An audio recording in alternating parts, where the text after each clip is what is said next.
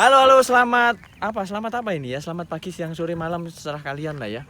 Hari ini kita lagi di area Gunung Merapi di Yogyakarta. Dan nanti tapi perjalanannya nggak hanya di Gunung Merapi ya. Ini saya lagi bawa rombongan yang rombongnya banyak sekali. Dari yang netra sampai yang nggak, yang disabilitas netra dan yang non disabilitas netra. Ngapain ya? Biasalah, cari pengalaman dan ngabisin duit temannya sendiri gitu ya. Ya udahlah, kita kenalan dulu lah sama teman-teman yang lain sebelum kita nanti perjalanan lama banget gitu ya. Kita kenalan dulu dari yang pertama. Hai, saya Nurul. Hai, saya Rizal. Halo, kita double Vira. Hai ya kawan. Salam inklusi. Inklusi dari diri sendiri.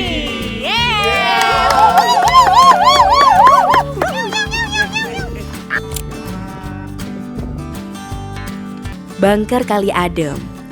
Tempat ini jadi tempat pertama yang kita kunjungi pagi ini. Sebelum masuk bangker, kita jalan-jalan dulu, naik ke atas menelusuri jejak ganasnya letusan Gunung Merapi tahun 2006 lalu. Kalau kata teman-teman yang bisa melihat, pemandangan di sini itu indah. Ada Gunung Merapi di belakang sana yang sayangnya sedang tertutup kabut. Ya wis lah ya. Kita sih percaya aja gitu. Yang jelas udara di sini sangat sejuk dan suasananya nyaman banget. Jadi nggak sia-sia trekking jalan berbatu yang cukup bikin nafas Senin Kamis alias kos-kosan. Area ini itu dulunya dilewati awan panas Merapi dan meninggalkan material-material batu besar dan kerikil-kerikil yang ada sampai saat ini. Untuk ngelewatin medan seperti ini, teman-teman awas yang menggandeng kita, para disabilitas netra, emang harus kasih perhatian ekstra nih.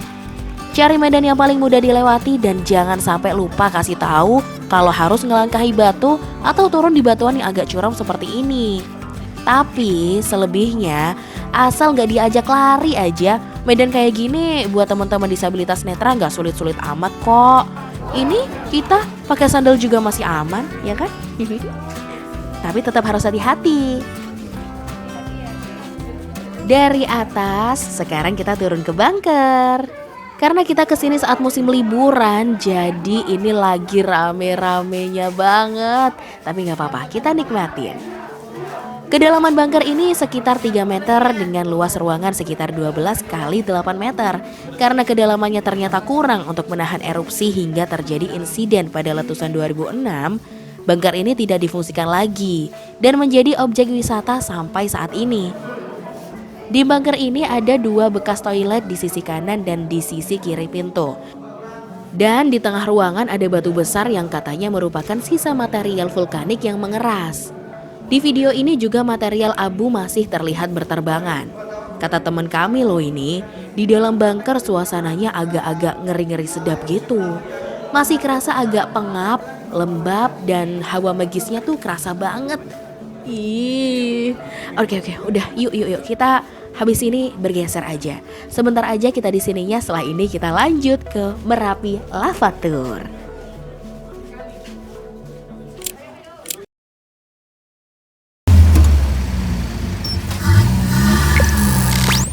Ya, jadi ini rombongan kayaknya baru pertama kali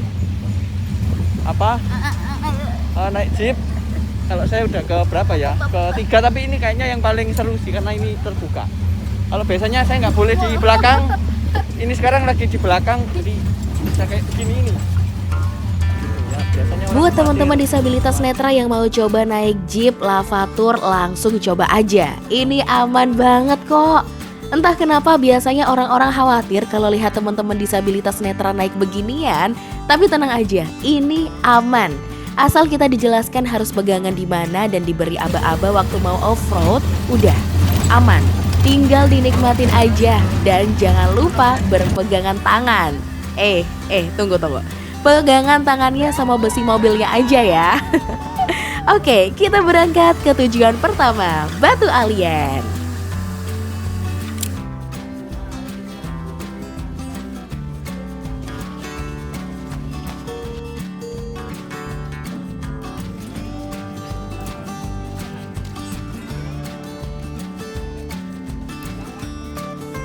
Batu alien ini juga merupakan material dari letusan Gunung Merapi.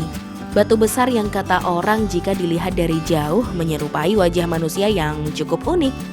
Makanya disebut dengan batu alien. Di sini guide kami menjelaskan bagian-bagian batu yang mirip mata, hidung, dan juga mulutnya. Dan sekarang giliran teman-teman awas memandu tangan kami yang disabilitas netra biar bisa meraba-raba bagian yang dijelaskan tadi. Ya kalau dipegang hanya cekungan gitulah ya. Cukup bisa membayangkan lah gambaran wajah yang agak miring menyentuh tanah ini. Kita keliling dulu sebentar di objek wisata batu alien ini. Meraba-raba patok batu dengan tulisan aksara Jawa Timbul tentang batu alien ini.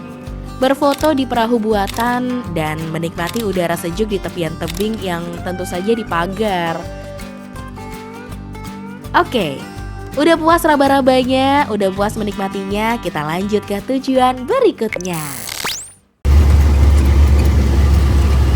Dan sampailah kita di Museum Sisa Hartaku. Di perjalanan tadi, Mas Andi, guide kami menjelaskan bahwa wilayah yang kita lewati tadi dulunya adalah sebuah perkampungan. Sekarang sebagian tanah digunakan untuk berkebun atau ditinggalkan begitu saja. Rumah yang dibangun kembali hanya ada hitungan jari, karena memang pemerintah tidak menganjurkan membangun hunian di wilayah ini, kecuali mungkin untuk objek wisata. Museum ini juga merupakan rumah salah satu warga yang masih berdiri dan dimanfaatkan untuk menunjukkan sisa-sisa harta dari warga yang menjadi korban dahsyatnya erupsi Merapi. Untuk teman-teman disabilitas netra, di sini kita bisa meraba-raba objek yang ditunjukkan. Ada kerangka hewan ternak, gamelan, jam yang jarum jamnya berhenti menunjukkan waktu erupsi, dan peralatan-peralatan rumah tangga seperti dispenser dan lain sebagainya yang jelas bentuknya udah sangat rusak ya.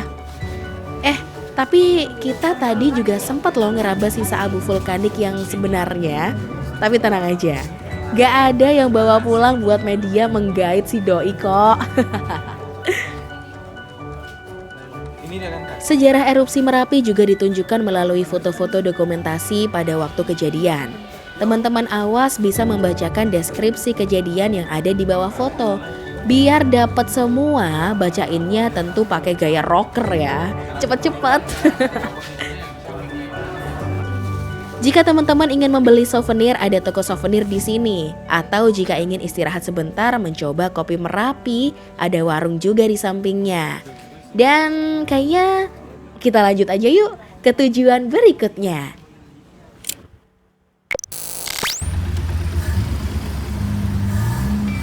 Yeay, waktunya kita basah-basahan. Karena kita memilih rute pendek, off-road sungai ini adalah tujuan terakhir. Di sini teman-teman harus pegangan dengan benar ya, karena medannya sangat bergelombang. Badan rasanya terguncang-guncang kayak gini. Akan sangat bahaya jika kita melepas pegangan saat melewati genangan air seperti ini. Bisa-bisa terbentur atau bahkan terpental.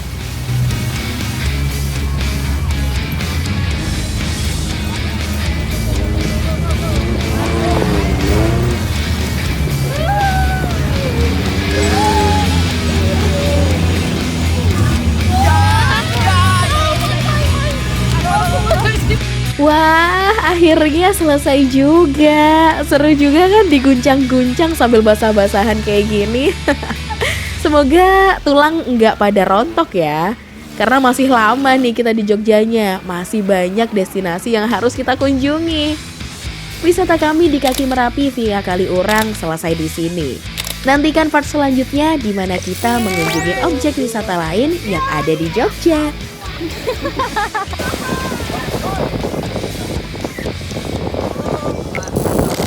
Salam inklusi.